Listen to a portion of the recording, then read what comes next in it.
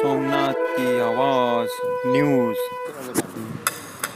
માંગરોળ ખાતે વિવેકાનંદ સ્કૂલના પટ્ટાગણમાં સૌ અહેમદ પટેલના નિધનને પગલે સર્વધર્મ પ્રાર્થના અને શોકસભા યોજાઈ હતી। આ સભામાં હિન્દુ મુસ્લિમ આગેવાનો અને વેપારી મંડળના સભ્યો ઉપસ્થિત રહ્યા હતા।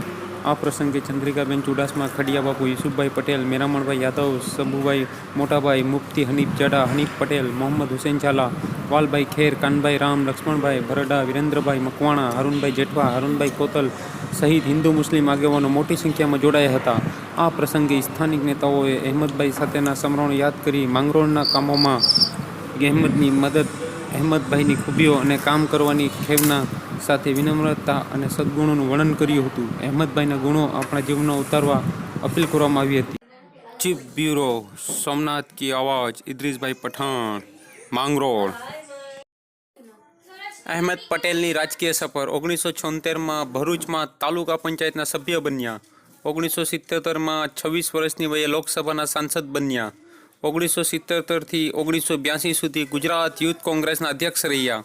1983થી 1984 સુધી એઆઈસીસી જોઈન્ટ સેક્રેટરી રહ્યા। 1985થી 1986 સુધી એઆઈસીસીમાં જનરલ સેક્રેટરી રહ્યા। 1985માં પૂર્વ પીએમ રાજીવ ગાંધીના સંસદીય સચિવ બન્યા।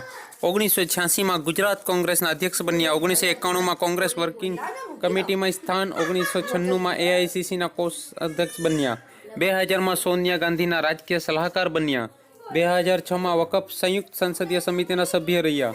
ગુજરાત કોંગ્રેસ કમિટીના સૌથી યુવા અધ્યક્ષ બન્યા હતા। જય હિન્દ, જય ભારત। આ હતી અહેમદ પટેલની રાજકીય સફર। તમે જોઈ શકો છો જનાજામાં લાખોની સંખ્યામાં લોકો ઉમટી પડ્યા છે। તમે નજર જોઈ શકો છો અહેમદ પટેલ કેટલા લોકપ્રિય હતા તે અત્યારે આપણે જનાજામાં લોકોની ભીડ જોઈને જોઈ શકીએ છીએ।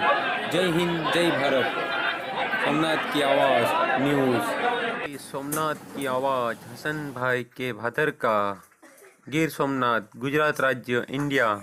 Mobile number 9275708906 94 281 89 176। આ નંબર ઉપર તમે એડ તમારી આપી શકો છો અને આ નંબર ઉપર હસનભાઈ કે ભાદરકાનો કોન્ટેક્ટ કરી શકો છો।